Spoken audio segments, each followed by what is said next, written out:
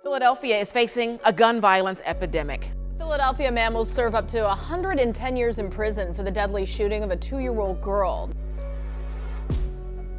In October 2018, the New York Times wrote an extensive article about the open-air drug blocks in Kensington. The stories of the people in that neighborhood, the addicts, and how it got that way. It's gotten 5 times worse in those short 3 years since the article was published. The drug business needs crime to fuel profits, either by the addicts committing them or the dealers looking to build territory and to send a message to the other dealers. Today, we'll look at one of the worst combinations of problems rising out of the Philadelphia neighborhood: drugs and homicide. One man has been sentenced in a 2019 incident in Kensington that left a 2-year-old girl dying in her mother's arms. Larry Cradden gave an update on the case Monday, along with his weekly gun violence briefing.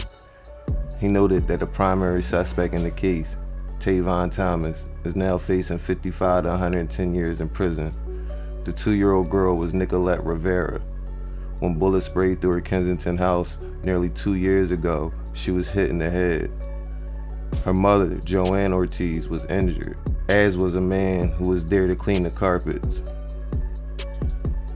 Cases like this need to be highlighted in Philly, because it's one thing for gang members to be taking each other out. It's lessons one can teach their kids about the importance of education and not putting yourself in that lifestyle to begin with, because being killed is becoming an outcome more and more lately. Children losing their life to gun violence is the most frustrating and heartbreaking part of reporting on the streets. I have a 2-year-old daughter, and I commend the mother for forgiveness in this situation. But me personally, I'm going to jail if someone does something to one of my kids. Prosecutors say the shooting was a drug and gang-related act. According to the DA's office, Tavon Thomas and Freddie Perez were charged with indiscriminately firing shots into the family's Kensington row house in a botched attempt to target Nicolette's father over a drug dispute. The shooting, which also injured Joanne Ortiz, Nicolette's mother, and a carpet cleaner who was inside her house at the time, capped a gruesome week of violence in 2019 against children. Thomas pleaded guilty earlier this year. Judge Lillian Ransom said little when giving Thomas his sentence. She mentioned his actions and the other crimes he was convicted of. The first was another shooting the same day Thomas shot up Nicolette's house, October 20th, 2019, when he fired his rifle at a passing SUV not long before he shot the toddler on the 3300 block of Water Street. The second was an assault in the city's jail last May when he stabbed 3 jail guards with a shank after flooding his cell by clogging the toilets. Thomas spoke briefly during Thursday's hearing, apologizing to Ortiz and saying he took full responsibilities for his actions that day.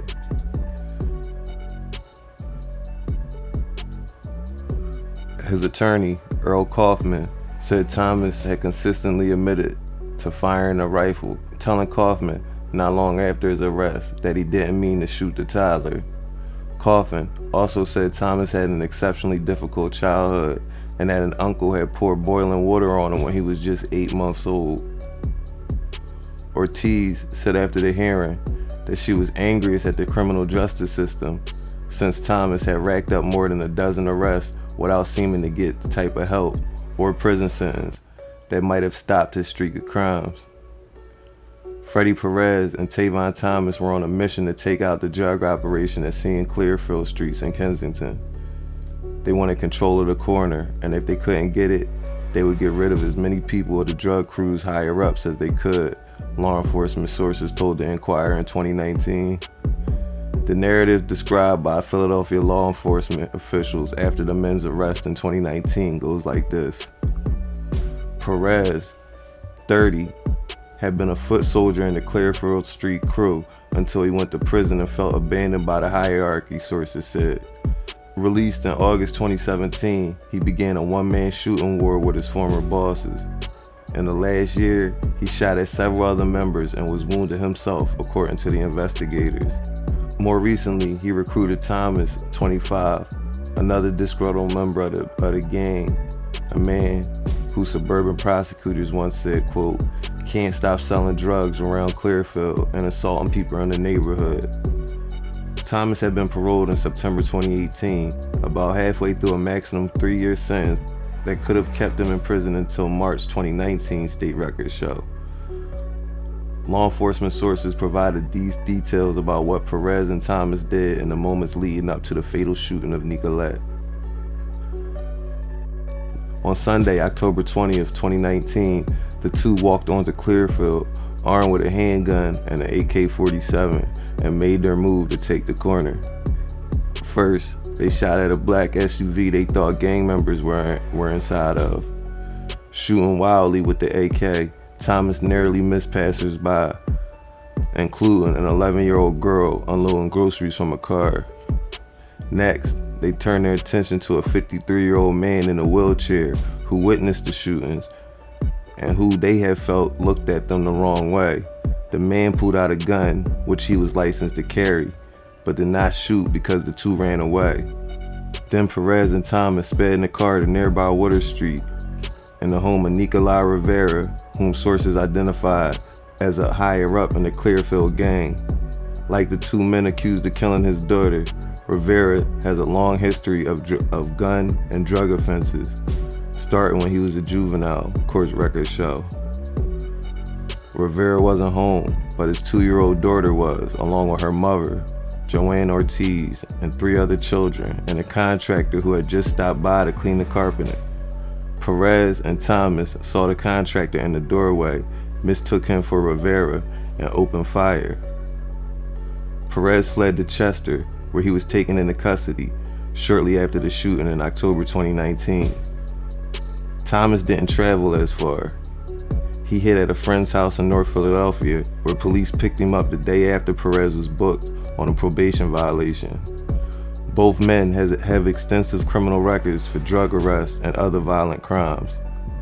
Under questioning by homicide detectives, Thomas confessed to firing the shot that killed Nikolette, sources said. Perez has a long history of drug-related convictions and in 2017 was sentenced to 10 years probation after being found guilty of dealing drugs, according to court records. Thomas's record includes 7 convictions since age 18 for crimes ranging from robbery in Norristown to drug dealing and making threats in Philadelphia. Court records show repeated arrests for dealing crack, heroin, and weed in the area around Clearfield. Thomas's latest case was a 2016 arrest in Philadelphia on charges of dealing drugs and possession of weed. He pleaded guilty to dealing and was sentenced to serve 11.5 to 23 months in jail. The weed charge was dropped. During the 2017 hearing in Montgomery County for his 3rd violation of probation, his attorney said he had a troubled upbringing and he had shown early signs of mental health issues, including his attempts to kill a cat as a child, a transcript of the hearing shows. His attorney, George Griffith Jr., contended that Thomas needed treatment for those issues and for persistent drug use. Montgomery County ADA Bridget Gallagher disputed the characterization, saying, "We're not talking about some drug addict who needs to just go into inpatient treatment." She said Thomas, who never had a real job and paid his bills by selling drugs, was driven by anger and a desire to make money. His goal, she said, was to stay out of jail and, quote, not to change his life. Judge Joseph Walters said Thomas had shown very little remorse and accepted minimal responsibility for his actions. He ordered Thomas back to prison on the original charge, imposing a minimum term of 18 months and a maximum of 3 years.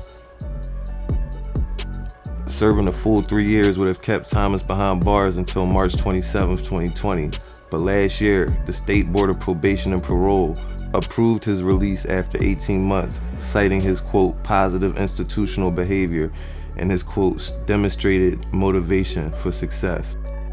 New developments in 2 weekend shootings that left a 2-year-old dead and an 11-month-old critically injured. From sources that the alleged gunman who shot 2-year-old Nikolette Rivera confessed to police that he was actually aiming for someone who he believed was Rivera's father. Instead, the case of the 11-month-old that was shot on Saturday night. We're learning from sources that the suspect in that case was picked up in court today. He was there for unrelated charges. This comes as the suspect in the shooting of 11-month-old Yasim Munir Jenkins has been taken into custody. The 11-month-old is in extremely critical condition after being shot 4 times while riding in his stepmother's car in Hunting Park Saturday. Sources say the wanted man appeared in court on an unrelated charge, and that's when he was taken in. This is the end of, the justice part, but the pain, it lasts forever. It's never gonna go away.